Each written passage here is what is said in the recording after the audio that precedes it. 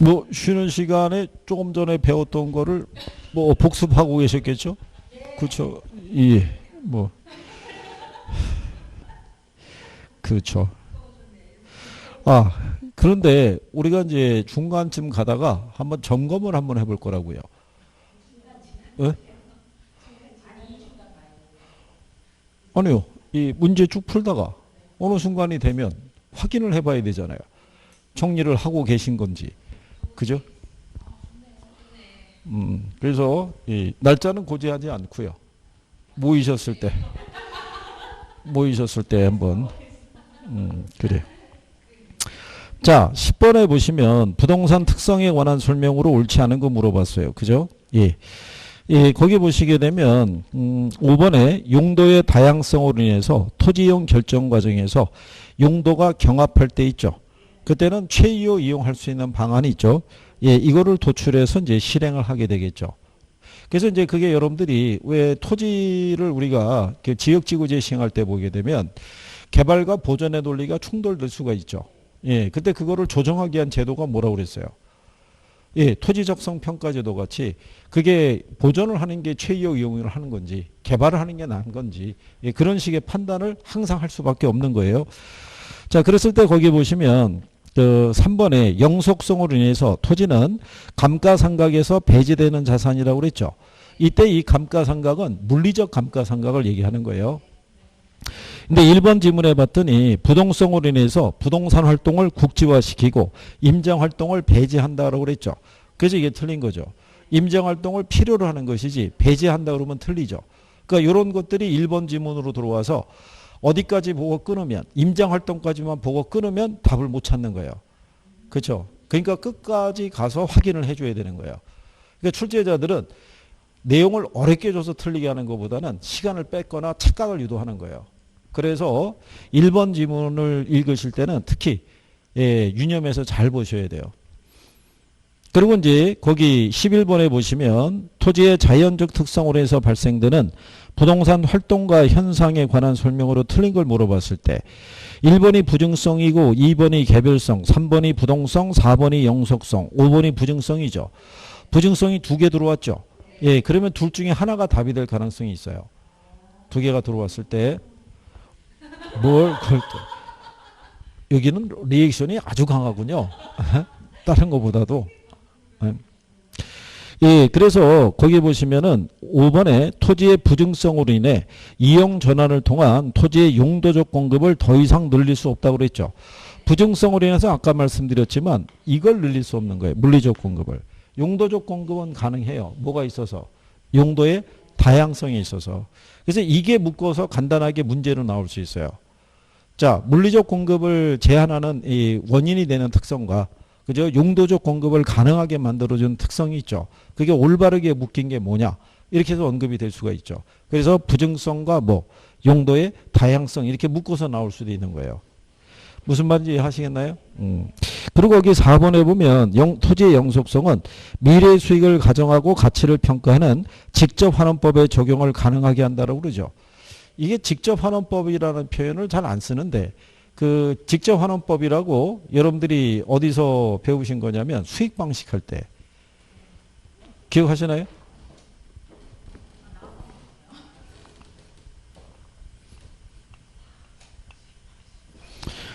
우리가 수익 방식에 가게 되면 그 직접환원법이라고 있는데요. 거기서는 무슨 가액을 구할 때 수익 가액을 구할 때 순수익을 환원율로 환원해서 구하죠. 근데 이 환원율이라는 게 자본 수익률 플러스 자본 회수율로 구성이 되어 있고요. 이 자본 회수율이라는 게 다른 말로 상각률이라고 얘기하죠. 이 표정이 별로 밝지 않은 거로 봤을 때는 뭐 꼭 해야 되나? 뭐 이런 표정이군요. 그러니까 여러분들은 복잡한 건 싫어하죠. 그렇잖아요. 자, 그럴 때 여기 있는 자본 수익률이 있죠. 네, 이건 투자한 자본의 대가로 주어지는 수익률이에요. 여러분들이 은행에다가 돈을 예치하게 되면 이자율 주죠. 예, 근데 부동산에 투자할 때는 그 이자율의 크기에 위험에 대한 대가도 포함이 되어 있어야 돼요. 그래서 이 자본시장의 이자는 정기예금 이자율하고는 성격이 좀 틀려요. 그래서 이게 투자자의 요구 수익률하고 성격이 같아요. 그 다음에 여기 있는 자본의 수익률은 말 그대로 상각률이에요. 그러니까 이건 무슨 얘기냐면 만약에 여기 토지가 있죠. 토지 가치가 1억이에요. 근데 이 토지에 대한 자본 수익률이 있죠. 1억을 투자하면은 거기에 대한 대가로 수익률이 10% 주어진다라고 가정하게 되면 1억에 10%면 얼마겠어요? 그러면 1,000만 원의 수익을 올리는 과정에서 이 토지는 감가상각이 발생하지 않아요. 그러니까는 이 토지의 가치를 구할 때는 여기 있는 자본 수익률이 있죠. 얘만 할인율로 쓰면 돼요. 예, 이렇게 구하는 게 이게 직접 환원법이라고 그래요. 직접법 또는 직접 환원법. 그러니까 직접 환원법에서는 뭐를 고려하지 않냐면 자본의 수익을 고려하지 않죠. 그래서 얘는 환원 방법에는 포함이 안 된다고 그래요. 근데 만약에 여기 건물이 있죠. 건물의 가치가 3억이고요. 수명이 50년이에요. 근데 건물과 같은 삼각자산은 얘도 자본 수익률이 10%라고 가정하자고요. 그럼 3억에 10%면 얼마겠어요? 근데 얘는 3천만 원의 수익을 올릴 때 이 건물의 가치가 그대로 3억이 되지는 않겠죠. 뭐가 발생하냐면 감가상각이 발생해요. 그렇잖아요. 그러면 이 건물의 가치를 평가할 때는 이 건물의 가치가 감가되는 것까지 감안해서 수익 가치를 구해야 돼요. 그럴 때 건물과 같은 삼각자산에 여기 있는 자본의 수익이 있죠. 그거는 n분의 1을 써요. n이라는 게 잔존 경제적 내용연수분의 1이에요. 50년이죠. 50분의 1을 하면은 0.02가 나와요. 즉 2%. 자, 그러면 3억에 2%면은 600만 원이에요. 그럼 얘는 매년 3천만 원의 수익 올리는 과정에서 매년 600만 원씩 감가가 발생하는 거예요. 그러면 50년의 시간이 경과하면 3억이라는 가치가 제로가 되는 거예요. 그러니까 투자한 사람, 투자자는 50년의 기간 중에 자기가 투자한 돈을 다 회수해야 돼요. 무슨 말인지 아시겠죠? 그래서 여기서는 그냥 여기서 얘만 계산해서 0.1을 놓으면 안 되고 뭐까지 감안해서 자본 회수율까지 감안해서 0.02로 이렇게 해서 건물의 가치를 구해야 돼요. 이렇게 건물에다 적용하는 거를 직선법 또는 직선환원법이라고 그래요.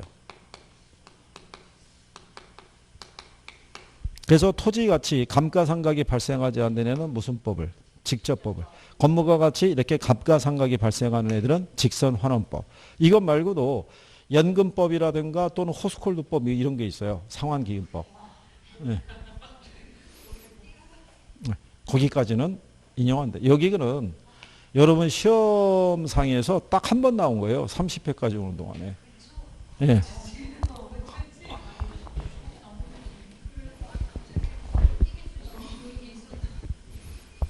근데 제가 수업하면서 여기까지는 설명을 해드렸어요.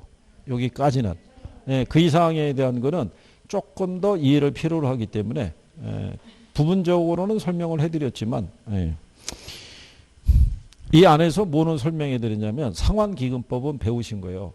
상환기금법은 뭐 할 때 배우냐면 감책인계수 할 때.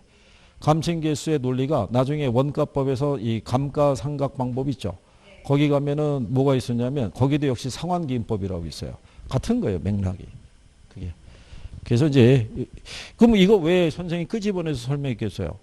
공부하다가 쭉 봤는데 직접 환원법 배운 기억이 없는 것 같아요.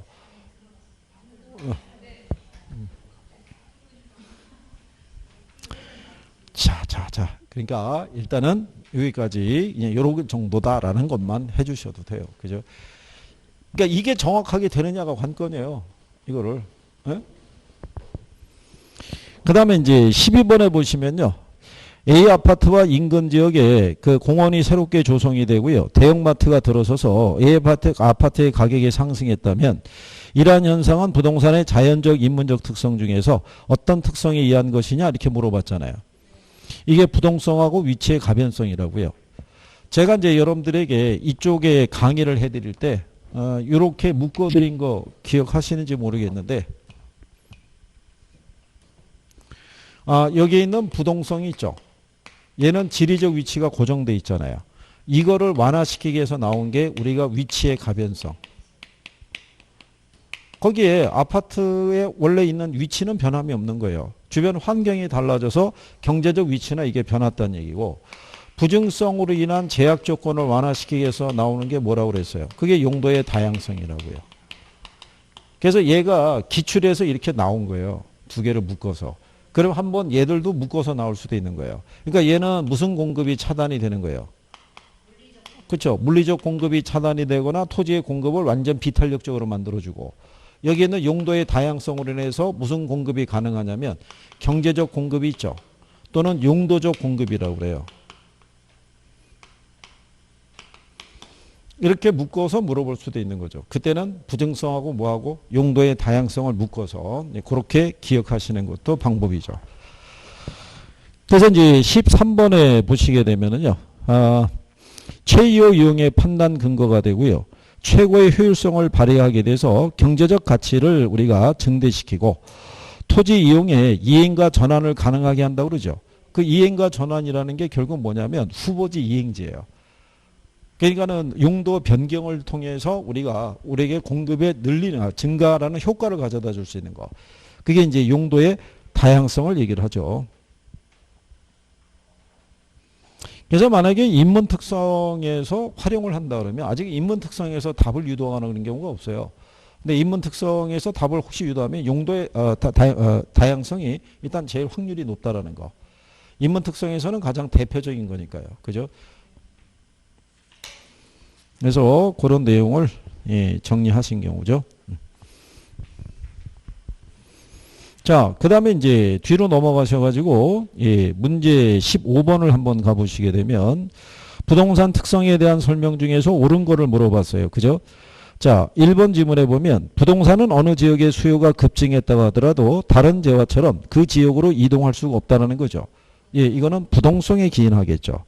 그 다음에 3번에 보면 토지는 다른 생산물과 마찬가지로 노동이나 생산비를 투입해서 재생산할 수 있다는 게 틀린 거죠. 재생산할 수 없다라는 거. 개별성이라는 건 토지 외에 건물이나 기타 계량물에도 적용이 가능하다라고 말씀을 드린 거죠. 그래서 2번에 가면 토지의 가치 보존력이 우수한 것은 부동산의 어디에? 영속성에 기인한다라고 보시면 되겠죠. 뭐 이 정도 이게 난이도 수준이면 구별할 수 있으시겠죠. 근데 기출도 크게 벗어나진 않아요. 그러니까 그 정도를 가지고 정리가 가능하실 거라고 생각하는 경우죠. 그 다음에 이제 옆 페이지에 보시면 문제 17번 있죠. 17번에 보시면 토지와 관련된 정의를 물어봤을 때요. 거기 보면 5번에 토지도 일반 상품처럼 생산이 가능하다 그랬으니까 틀렸다는 얘기죠. 그 다음에 4번에 보면 토지에는 이 한 필지마다 지번을 부여하되 필지는 별도로 등기하지 않는다니까 역시 틀렸겠죠. 그 다음에 자본주의 국가에서는 사유재산권이 보장되어 있기 때문에 광물의 취득을 국가가 허가할 수 없다 그랬으니까 틀렸다는 얘기죠. 우리나라에서는 이 광물에 대한 부분은 별도의 법에 의해서 별도로 관리하고 있다는 얘기죠. 그래서 2번 지문에 보면 토지란 지표면상 무한히 연속되어 있기 때문에 미채굴의 광물도 토지 소유권으로부터 분리할 수 없다 그러니까 틀린 거죠. 그러니까 토지 소유권의 대상이 된다 안 된다? 안 된다는 거죠. 그래서 1번 지문에 보면 사유권이 설정된 토지에 있어서 한계 심도 이내에서 지하 공간을 공공 목적으로 이용 시 이용 저해율에 따라서 보상을 하는 게 최근의 추세죠. 그래서 요즘은 지하에 뭐 지하철 공사하기 위해서 지하 공간의 일부를 건드리거나 하게 되면 다 뭐를 해줘야 돼요. 다 보상을 해주는 거. 그래서 어떻게 보면 뭐 지극히 상식적인 면에서도 풀어갈 수 있는 부분이죠. 그 다음에 이제 뒤로 넘겨가지고요. 18번에 보시면 부동산의 특성 및 속성에 대한 설명 중에서 옳은 설명을 물어봤죠. 자, 거기 보시면 1번에 첫 번째 토지의 이용 방식이나 입지 선정에 영향을 미치는 것은 부동성이다. 맞아요, 틀려요? 이 대답이 시차를 두고 나오는군요. 이게 여러분들이 자신 있으면요. 제가 물어보기도 전에 대답이 확 나오는 거예요. 그죠? 남자 목소리 나온다니까요. 짧고 굵게. 근데 이렇게 대답이 이렇게 시차를 두고 나온다든가 자신이 없는 목소리가 섞이다거나 아니면 누구 목소리 큰 사람 따라가는 것 있죠. 여기서 부동성 그러면 좀 이따가 부동성 이렇게 따라간다고요. 그러면 확실하지 않은 거예요. 자, 토지의 이용 방식이나 입지 선정에 영향을 미치는 게 부동성이 맞고요. 아까 제가 어떻게 설명했냐면 이 토지가 놓여 있는 환경에 따라 이용 방식이 틀려진다는 거죠. 얘가 도심에 놓여 있거나 그렇잖아요. 아니면 그 농촌 지역이 있죠. 예, 거기 평야에 놓여 있으면은 이용하는 방법이 당연히 달라질 수밖에 없을 거 아니에요. 그죠? 그 위치를 우리가 마음대로 이동시킬 수 있어요, 없어요? 마음대로 이동시킬 수 없다는 얘기죠. 그리고 토지는 영속성의 특성이 있으니까 토지의 경제적 가치도 영속적이라고 그러죠. 그럼 틀리죠. 물리적인 측면에서 영속적이라는 거예요. 줄어들지 않으니까. 경제적 가치는 파괴될 수 있다, 없다? 파괴될 수 있는 거예요. 영속성의 또 다른 표현을 불개성이라고 그래요. 여기 있는 영속성이 있죠? 또 다른 표현을 뭐라고 그런다? 불개라는 게 파괴되지 않는 성질이라고요. 파괴되지 않는다는 건 물리적 측면에서 우리가 아무리 사용하더라도 얘는 줄어들지 않는다는 거예요. 그 양이 그대로라는 거예요. 근데 경제적 가치는 어떻게 돼요? 파괴될 수 있다고요. 강원도에 가면은 폐강촌 있죠? 네, 거기 놓여있는 토지가 탄광산업이 호황일 때는 경제적 가치도 상당히 크다라고 봤는데 폐강이 된 지금에는 경제적 가치는 거의 찾아보기 힘들죠. 하지만 물리적인 거는 영구히 존재하는 거죠. 그 다음에 부동산의 위치에 대한 평가 있죠. 예, 이거는 용도에 따라 그 판단 기준이 달라져야 돼요. 그 다음에 부동산의 특성 중에서 부증성은 토지의 용도적 공급을 차단하는 주요한 원인이라고 그랬죠. 예, 그랬으면 틀렸다는 얘기죠. 물리적 공급을 차단하는 주요한 원인이 되는 거죠. 그래서 옳은 설명은 몇 개? 2개. 예, 그렇게 구별하시면 되겠죠. 그 다음에 이제 그 밑에 가면 19번에 위치와 접근성에 대한 부분이 있죠. 예. 거기 보시면은 접근성이란 대상 부동산이 위치하고 있는 장소에서 다른 장소로 도달하는 데 소요되는 시간, 경비, 노력 등으로 측정되는 상대적 비용을 말한다고 그러죠. 그게 교통비용을 얘기를 해요. 그래서 교통비용이라는 거는 이동할 때 소요되는 돈만 얘기하는 게 아니고요. 시간과 노력도 같이 포함되는 거예요. 그래서 이 교통비용이 적게 들면 접근성이 좋은 거고요. 교통비용이 많이 들어가면 접근성이 안 좋다라고 우리가 보셔야 되는 거죠. 그래서 이제 그 접근성을 봤을 때요. 2번에 보면 어떤 대상물에 대한 접근성은 좋아도 대상물이 인간 생활에 위험성을 주거나 혐오의 대상이라면 오히려 감가 요인이 될 수 있겠죠. 집 주변에 뭐 화장장이 있거나 변전소가 있거나 가스 저장소 이런 것들이 있으면 위험과 또는 혐오시설이 이렇게 있잖아요. 오히려 가치가 떨어지는 요인이 되죠. 그래서 지금 이번에도 인천광역시하고 서울시하고 그 다음에 경기도하고 그 다음에 지금 붙은 게 뭐냐면 그 쓰레기 처리장 있잖아요. 예, 그 쓰레기 처리를 하는 시설을 인천에다 아마 지금 두고 있는 것 같은데 그게 시안이 다 돼가고 있는 거예요. 그러면 어느 쪽으로도 옮겨가야 되는데 받아주는 데가 없죠. 그렇죠. 근데 인천에 있는 그게 설치되어 있는 지역 주민들도 그게 한시적이니까 참았다 이거예요. 근데 이제 그 약정된 기간이 끝나가면 걔들 어디론가 보내야 될 거 아니냐 이거죠. 그럼 계속 거기에 있으려면 거기에 상하는 만큼에 대한 뭐를 보상을 해주거나 해야 되는데 그게 쉽지가 않다는 얘기죠. 어느 지역을 들어가든지 간에 그 지자체 그 단체장하고 그 지역의 그 국회의원은 난리 나는 거예요. 지역 주민들이 압박을 가할 거 아니겠어요? 다음 선거에 표 없어. 뭐 이렇게 얘기하면은 난리 나는 거예요. 그게 절대적인 위협이니까. 곧 이제 이번에 국회의원 선거 끝났잖아요. 2년 후면 이제 그 지자체 이제 선거한다고 대통령 선거도 있고. 예, 그럴 때 이제 그게 역할이 이제 틀려지는 거죠. 길을 쓰고 이제 난리가 나는 거죠. 그러니까 그게 참 쉽지 않다는 얘기죠. 그게. 그런데 그게 그 또 정치하는 사람들의 영향력에 따라 틀려질 수도 있고. 그게. 예전에 보면은 왜 그 지금 경기도 도청 소재지 있죠. 그게 수원에 있거든요. 그게 수원에 둔 이유가 뭐냐면 그때 수원하고 인천인가 어딘가 한번 붙었을 거예요. 붙었는데 수원 쪽의 국회의원이 어쨌든 간에 뭐 그 당시에 파고도 좋았던지 수원으로 정해진 거죠. 지정학성 위치로 그게 중간 아니냐 뭐 이런 논리가 됐는지 모르겠으나. 근데 어쨌든 뭐 그런 내용이고요. 예, 그 다음에 거기 보는 절대적 위치라고 있죠. 예, 절대적 위치는 지리적 위치의 그 고정성을 얘기를 해요. 그러니까 이건 부동성과 관련이 있고요. 상대적 위치라는 것은요. 대상 부동산 주변의 사회적, 경제적, 행정적 위치로 주변의 토지용 상황에 따라 결정되는 위치를 상대적 위치라고 그러고요. 크게 말하면 경제적 위치라고도 그래요. 지리적 위치는 변할 수는 없어도 예, 상대적 위치는 변할 수 있어요. 근데 5번에 보면 해당 대상 부동산의 가치의 절대적 위치가 상대적 위치보다 더 큰 영향을 미치는 것에 대해서는 이론적 여지가 없다라고 해서 틀린 거예요. 우리가 절대적 위치의 중요성도 중요하지만 상대적 위치의 변화 있죠. 예, 거기에 따라 그 위치상의 이용 방법도 틀려지는 거예요. 그래서 양쪽을 다 중시해야 되는 것이지 어느 한쪽이 더 우월하다 이런 논리는 없는 거예요. 자, 그래서 이제 그런 내용을 구별하시면 되겠고요. 예, 그 다음에 이제 그 옆 페이지에 보면은 21번에 부동산학의 관점에서 토지 소유권의 공간적 범위를 물어봤죠. 그거는 이제 뭐 이런 얘기죠.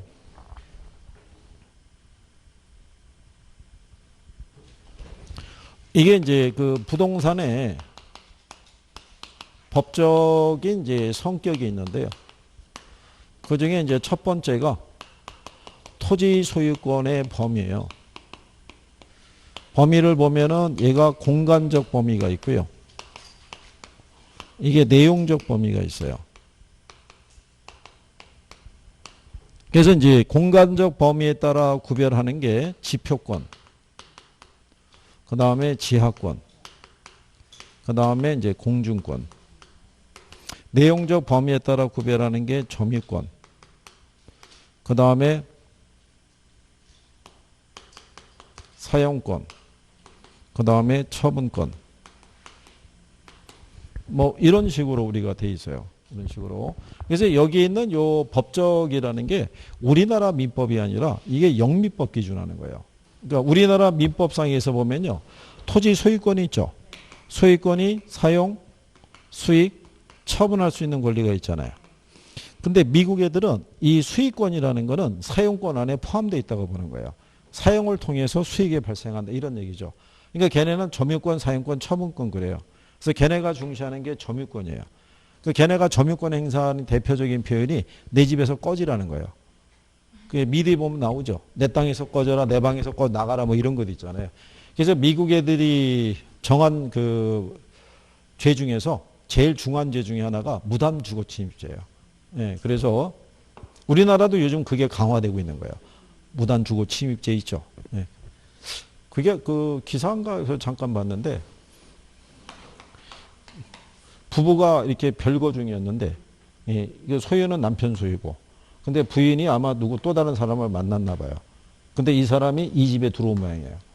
그래서 이 사람이 무단 주거 침입죄 있죠. 주거 침입죄. 예, 그래서 벌금형 맞았어요.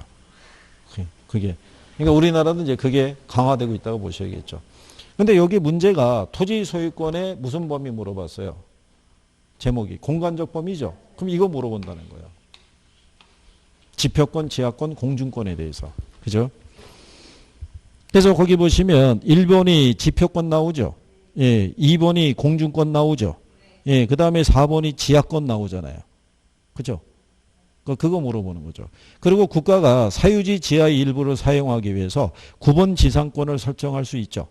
예. 뭐 우리가 지하철 공간, 뭐 지하도 공간이라든가 지하 상가 이런 거 만들 수도 있고요. 한전에서 고압선을 설치하기 위해서 공중 공간에 구분 지상권 설정할 수 있죠. 그러니까 구분 지상권은 공중과 지하에 다 활용할 수 있는 개념이죠. 그래서 이제 틀린 게 3번 준 거죠. 토지의 지하에 관한 권리의 하나인 광업권은 토지 소유자의 권리로 인정이 된다 그랬으니까 틀렸다는 얘기죠. 광업권은 토지 소유자의 권리로 인정하지 않고 광업권의 객체로 인정을 하는 경우죠. 이게 예전에 여러분 시험에서 2번 나왔었어요. 예. 15회인가 16회 때 2번 연속으로 나오고 그 이후로는 소식이 끊긴 거예요.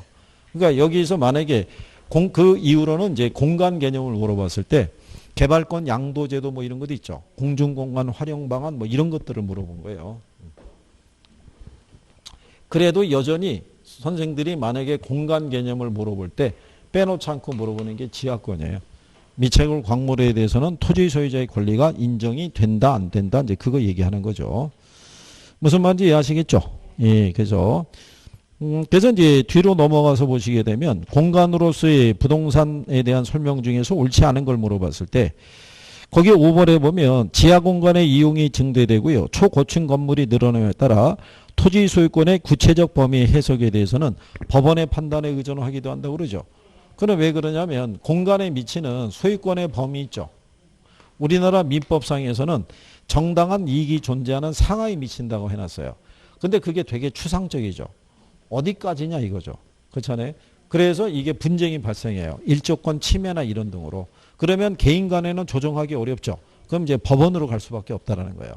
그럼 왜 그러냐면 3번 지문에 보면 현행 지적도는 토지의 경계를 입체적으로 표현하지 못하고 있다라고 해놨죠. 왜냐하면 우리나라는 이 지적도가 이게 수평 지적주의라고요. 그러니까는 이거는 경계가 뚜렷해요. 그나마 수평 공간은. 어디까지가 소유권이 미치는 범위라는 걸 알 수 있는데 공중과 지하에 미치는 소유권의 범위는 법으로 뚜렷하게 구별을 못한다는 얘기죠. 네, 그런 얘기죠. 그리고 이제 거기 보시면은 지하 공간을 활용하는 방안으로 구분지상권, 개발권 이전제도, 용적률 인센티브 제도 등이 있다고 그랬죠. 구분지상권은 지하 공간을 활용하는 방안에 들어갈 수 있어도 개발권 이전 제도라든가 용적률 인센티브 제도는 공중 공간을 활용하는 방안이죠. 그렇죠? 개발권 이전 제도에서 뭐 생각나는 거 있으신가요? 개발권 이전 제도? 물론 TDR이라고 그러죠. 네. 네, 현재 우리나라에서는 도입이 안 돼 있어요. 또 거기까지 말 그대로 보전적으로 지정된 토지 소유자의 손실이 있죠. 정부가 재정 부담을 지는 건 아니고요. 뭐를 발급해 주냐면 손실에 따른 개발권을 발급해 주고 그거를 양도가 가능하도록 회원으로서 손실을 보전해 주는 그런 제도라고 생각하시면 되겠죠. 그래서 개발권을 발급해 주는 경우지 만약에 보전 지역이 있고 무슨 지역이 있을 때 개발 지역이 있을 때 보전 지역 내에 있는 이 사람들의 손실을 개발 지역의 소유권이 있죠. 예, 이걸로 바꿔준다 그러면 틀리는 거예요.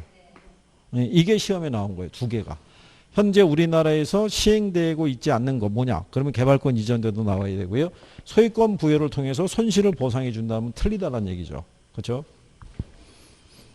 그래서 이게 시험에서 말이죠. 이렇게 한번 나온 적이 있어가지고 그래서 일부 교과서를 보게 되면 개발권 이전 제도가 앞에 들어가는 경우가 있어요. 공간을 얘기할 때. 근데 통상 개발권 이전 제도는 지역지구제만으로는 도시성장 관리가 힘들었을 때 그걸 보완해 줄 수 있는 게 개발권 이전 제도이기 때문에 이 토지 정책상에서 그게 인용이 될 수도 있고 그래요. 네, 그래서 자, 그래서 여기까지 총론에 대한 거를 정리를 해 보신 거예요. 그죠? 예.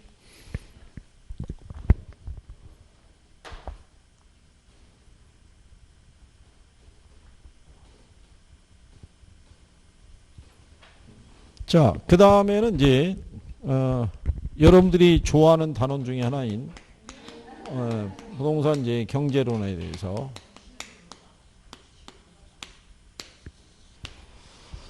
자, 여기도 이제 용어에 대한 이해가 선행이 돼야 된다라고 이렇게 생각하셔야겠고요. 그죠?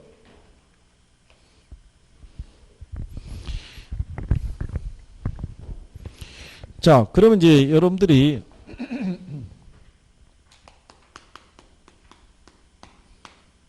일단 요 수요의 성격이 있죠. 예. 이거는 무슨 개념이라고 그랬냐면 예, 사전적 개념이죠. 여기 있는 요 수요라는 것은요. 특정한 상품을 구매하겠다는 욕구이자 뭐를 나타내는 거예요. 예, 계획을 나타내는 것이지 얘가 실제로 예, 구매한 양을 얘기한다 그러면 틀리다라고 얘기했고요. 그 다음에 얘는 무슨 수요라고 그랬어요? 예, 유효 수요라고 얘기했어요. 그래서 특정한 상품을 구매하겠다는 욕구 있죠. 예, 그거는 이 상품을 구매할 수 있는 능력이 있죠. 이걸 우리가 지불 능력이라고도 얘기를 해요. 근데 요 구매력에는 개인이 벌어들이는 소득 외에 저축하고 금융 대출금이 있죠. 예, 얘도 포함이 된다라는 거. 우리가 라면을 구입하기 위해서 저축하거나 융자를 받거나 그러진 않지만 부동산이 고가의 자산이다 보니까 금융대출금이 필요하죠. 그러니까 이번에 정부가 6.17 대책 있죠. 거기에 가장 큰 게 뭐냐면 대출 규제를 강화시킨 거라고요. 그리고 실제 거주 있죠. 예, 그런 거를 강화시킴으로써 갭 투자를 막겠다 뭐 이런 얘기잖아요. 그죠? 그래서 이번에 난리 난 거죠. 이거 규제하는 과정에서 법의 시행이 이루어지게 되면 지금 잔금을 지급해야 되는 상황이잖아요. 그럼 대출을 받아야 되는데 대출이 묶이게 되면은 갑자기 돈이 부족해지잖아요. 그래서 정부가 아마 이번에 실수요자를 보호하기 위해서 약간의 수정 사항을 아마 두는 것 같고, 그러니까 법이라는 게 원래 그래요. 예. 시행이 딱 되고 나면은 그 법에 대해서 만족하는 사람도 있고, 그다음에 불만스러운 사람이 있고요. 그 법하고 전혀 무관한 사람도 있어요, 없어요? 있죠. 지금 뭐 집 살 여력이 안 되거나 아무것도 안 되는 사람의 입장에서는 관심이 없는 거죠. 규제 하나보다 그렇게 생각, 규제할 바에는 더 많이 하지 뭐 이렇게 가는 거고, 직접적인 대상이 되는 사람의 입장에서는 절박할 수도 있고 뭐 그런 경우죠. 그 다음에 얘는 이제 무슨 개념이라고 그랬어요? 그래서 여기는 뭐가 명시가 돼야만, 그렇죠? 기간이 명시가 되지만 그 수량의 의미가 분명해진다라고 여러분들이 배우신 거죠. 그래서 이제 유량하고 이제 저량에 대한 것에서 뒤에서 한번 또 정리 한번 하시면 되겠고요. 그러면 여기 유량하고 저량을 우리가 구별할 때는 단순하게 유량 저량만 하는 게 아니라 주택 유량과 저량에 대한 변화 있죠. 예, 거기까지도 같이 한번 해보실 수 있어야 되는데, 일단 여기서는 유량 변수하고 저량 변수 있죠. 구별 정도. 얘는 뭐가 주어져야지만, 예, 이게 주어져야지만 파악이 분명해지죠. 저량 변수의 대표적인 거 뭐 배우신 거 기억나나요? 네. 뭐요? 우리가 그때 이거는 얘기해 드렸죠. 인구와 재고와 자산이 있죠. 예, 얘가 대표적으로 지금까지 기출문제상에서는 얘네 세 가지가 기본이었어요. 세 가지가. 그리고 이제 여러분들 얘가만 답으로 세 개만 쓴 거예요. 계속. 그 다음에 지가라는 것도 있죠. 예, 토지 가치를 평가할 때는 기간이 아니라 시점이 주어져야 돼요. 왜냐하면 매 순간 토지의 가치는 변할 수 있는 거예요. 그렇기 때문에 뭐를 기준으로? 시점을 기준으로. 그래서 우리가 감정평가가 하게 되면 기준 시점이 있죠. 예, 그걸 기준으로 가치를 평가하는 거예요. 그러면 우리가 유량 변수 안에서는 우리가 렌트라는 것도 있죠. 렌트를 우리나라에서는 지대 또는 뭐로? 임대료로 번역해서 쓰고 있다고 그랬죠. 지대라는 게 일정 기간 동안 토지 사용에 대한 대가로 쓰는 게 뭐예요? 그게 지대예요. 그죠? 지대의 또 다른 표현이 뭐? 임대료. 그죠? 그 다음 우리가 1년에 한 번씩 소득세 신고 들어가죠. 예, 그때 신고 대상이 되는 소득이 있죠. 걔도 1년 동안 벌어들인 소득을 기준으로 하는 거예요. 그죠? 그러니까 이게 이제 기본적인 변수라고 그랬을 때, 주택 보급률 있죠. 예, 유량 저량 중에 어디? 둘 중에 하나예요. 예? 자, 어디선가 유량이라고 그러는데 선생이 계속 돌아서지 않고 계속 버팅기고 있어요. 그죠? 그럼 뭐란 얘기예요? 그럼 저량이라는 거예요. 얘는 어디 변수에 들어간다? 저량에. 예, 주택 보급률이라는 건요.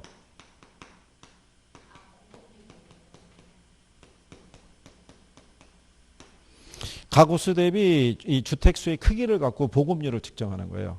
예, 그래서 현재 우리나라의 주택 보급률이 2018년 기준에 했을 때 102%? 그러니까 가구 수보다는 뭐가 많다는 거예요. 주택 수가 많은 거예요. 그러니까 측정을 해보면은 한 1980만 가구가 있다 그러면 2080만 이 주택이 시장에 공급돼 있으니까 100을 조금 상회하는 수준이죠. 그럼에도 불구하고 여전히 뭐가 부족해요? 주택이 부족하죠. 주택이 부족한 이유가 뭐겠어요? 이번에 나오잖아요. 저기 높으신 양반들도 집이 여러 채잖아요. 그렇잖아요. 그래서 그 다주택자에 대한 뭐를? 규제를 강화하겠다. 뭐 이렇게 얘기하니까 다주택자들의 입장에서는 또 억울한 면도 없지 않아 있죠. 지난번에 정부가 양성화시키기 위해서 다주택자로 등록을 하게 되면 세제상의 혜택도 주고 막 이렇게 해서 장려했거든요. 근데 졸지에 지금 그거 다 없애버리고 규제를 강화시키니까 또 거기는 거기대로 불만이 된 거죠. 아니 하라고 그래서 들어온 건데 갑자기 또 이렇게 되면 어떡하냐 이런 얘기죠. 그러니까 이게 참 조정하는 게 쉽지는 않죠. 그래서 주택보급률도 어디에 들어간다? 예, 저량 변수에 들어간다는 거. 왜냐하면 얘네가 다시 언급이 됐는데 여러분이 알고 있는 게 인구와 재고와 자산밖에 없는데 갑자기 이런 애가 들어오면 또 당황하는 거죠. 그죠? 그 다음에 인구 변동분이 있죠. 예, 인구 변동분은 어디에 해당이 된다? 얘는 유량에 들어가는 거예요. 그죠? 예. 그러니까 작년 대비 올해 인구의 크기가 얼마나 달라졌느냐. 이 도시에. 그러면 기준 연도가 있을 거 아니에요. 2019년을 기준으로 했을 때 2020년대의 인구와 2019년의 인구를 빼면 그 차이가 있을 거 아니에요. 그게 1년 사이에 인구의 크기의 변화를 측정할 수 있는 거죠. 그래서 기준 연도를 기준으로 측정하기 때문에 얘는 유량 변수에 들어간다는 거. 그래서 거기까지. 그래서 이제 여기 나온 것 중에요. 거기 그 3번 문제 가시게 되면 예, 거기 가면 부동산과 관련된 경제 변수들이 있죠. 유량 변수하고 저량 변수가 옳게 묶인 걸 물어봤어요. 그죠? 3번에 먼저 3번을 보시는 거죠. 자, 지대 수입은 어디에 들어가겠어요? 유량이죠. 자산은 인구, 재고, 가계소득, 예, 그 다음에 아파트 생산량, 유량이란 얘기죠. 그죠? 근데 거기 해설을 보시게 되면 해설에 보면 유량 변수 있죠. 거기 가면은 소비, 저축, 소득, 임대료, 생산량, 투자, 수요, 공급, 인구 변동 이렇게 있잖아요. 그게 유량이죠.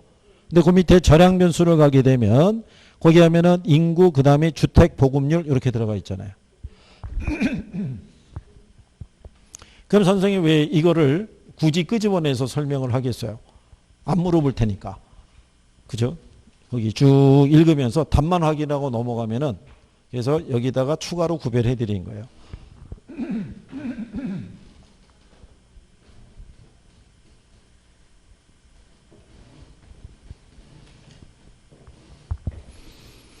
이거 잘 또 정리해 놓으시고요.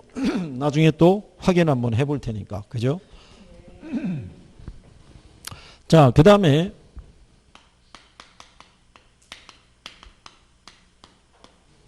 수요 법칙 아시죠? 수요 법칙은 뭐로 수요 법칙이라고 그래요?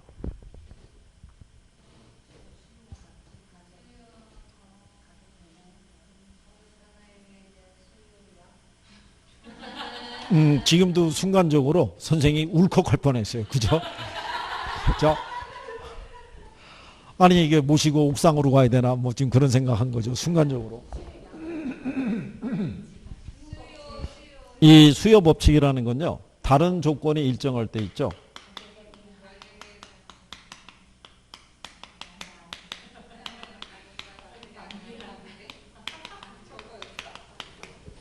예, 가격과 수요량이 반비례 관계라고요. 그죠? 그래서 가격이 상승하면 수요량은 감소하고 가격이 하락하면 수요량은 증가한다고요. 그죠? 이 기본이에요. 이게 돼 있어야 된다니까요. 계산할 때도 이게 있어야. 그죠? 이 관계를 그림으로 나타낸 게 뭐예요? 그게 수요 곡선이라고요. 수요 곡선은 기울기가 어떻게 돼요? 왜? 우하향하는 기울기를 갖잖아요. 얘가 우하향하는 거를 설명하는 것 중에 대체 효과라는 게 있고요. 그 다음에 소득 효과라고 있어요. 이 대체 효과라는 거는 이 해당 재화하고 대체 관계에 있는 재화 있죠. 예, 그게 상대 가격의 변화에 의해서 나타나는 거예요. 그죠?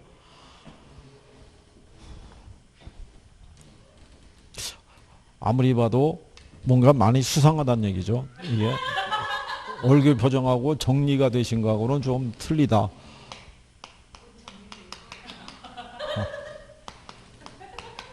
아까 조금 늦게 오셨죠? 아까 제가 처음에 뭐라고 얘기했냐면 이 근거 없는 자신감이 있죠. 예. 이게 아직 하진 않았지만 맘만 먹으면 금방 끝날 것도 같고 근데 막상 해보면 만만치 않다는 거를 다시 절감하게 되죠. 그리고 중요한 거는 시험을 이 과목만 보는 게 아니잖아요. 그렇잖아요. 어? 얘 말고도 민법이 있죠. 그 다음에 2차 있죠. 걔네도 있잖아요. 자, 여기 보시면 얘네가 둘이 효용이 같죠. 답만 내니까. 근데 얘 가격이 2,000원이고요. 얘도 가격이 만약에 2,000원이었을 때 그러면 내 기호에 따라 선택하면 되는데 어느 날 이 가격이 3,000원으로 올랐어요. 그러면 얘는 그대로잖아요. 그러면 상대 가격이 하락한 거죠. 그러면 얘 소비가 줄어들고 얘 소비가 늘어나겠죠. 그러면 이렇게 될 거 아니에요. 얘 가격이 2,000원일 때, 그죠? 이렇게 수요 곡선이 주어져 있는데 얘가 가격이 얼마로 오르면 3,000원 오를 때 얘는 그대로잖아요.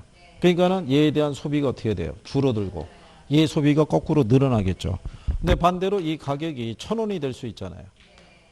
그러면 상대적으로 얘가 비싸진 거죠. 그러면 가격이 하락한 올리고당의 소비가 어떻게 돼요? 늘어나겠죠. 이 과정이 계속 반복된다는 거죠. 그래서 기울기가 이렇게 우하향하는 형태로 나타날 수 있다는 거고요. 그 다음에 이제 그래서 여기 있는 대체 효과라는 게 표현이 나올 때는 거기에 여러분들이 1번 문제 보시면 4번 지문이 있죠.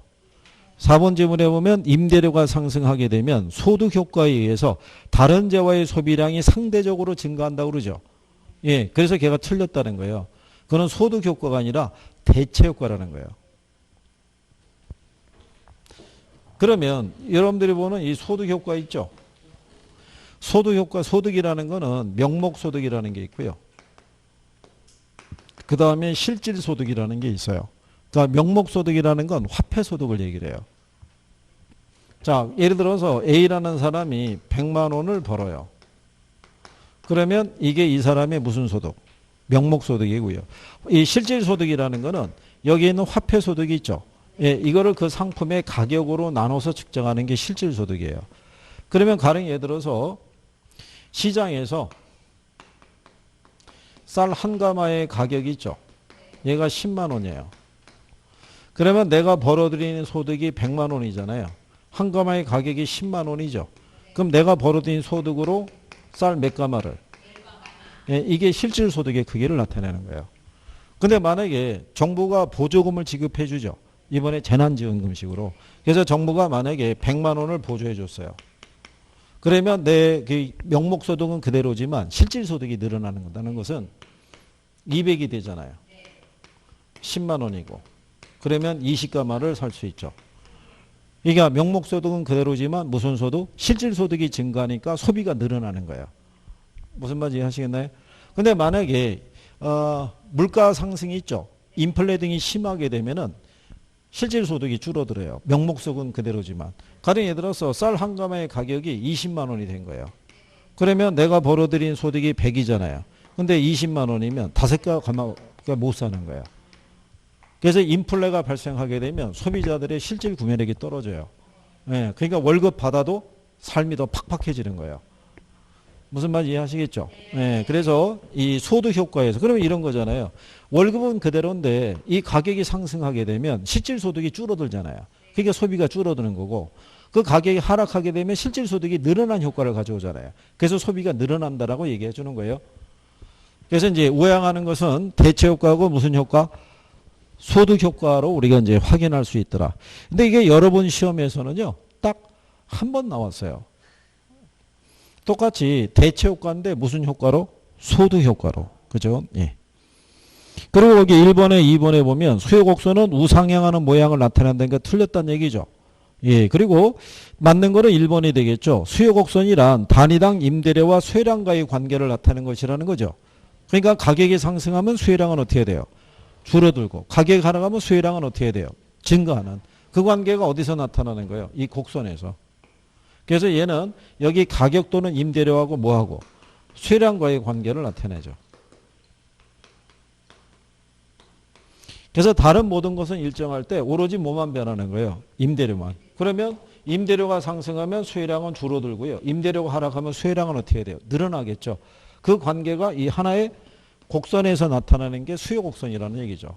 그러니까 가격과 수요량과의 관계, 가격과 임대료와 수요량과의 관계를 곡선으로 나타나는 게 무슨 곡선이다? 그게 수요곡선이라는 거죠. 그럼 얘가 왜 우하향하느냐? 그거는 소득 효과하고 무슨 효과로? 대체 효과로 설명할 수 있다. 뭐 이런 얘기죠. 그러고 난 다음에 이제 거기 1번 문제 4번 지문이 있죠. 수요곡선 자체가 이동하는 것은 해당 재화의 가격 변화 때문이다. 뭐 이렇게 돼 있잖아요. 그게 이제 수요량의 변화고 무슨 변화? 수의 변화를 우리가 배워보는 거예요. 그래서 이제 잠깐 쉬우셨다가 5분 쉬었다가 2번 문제에서부터 한번 쭉 해보시죠.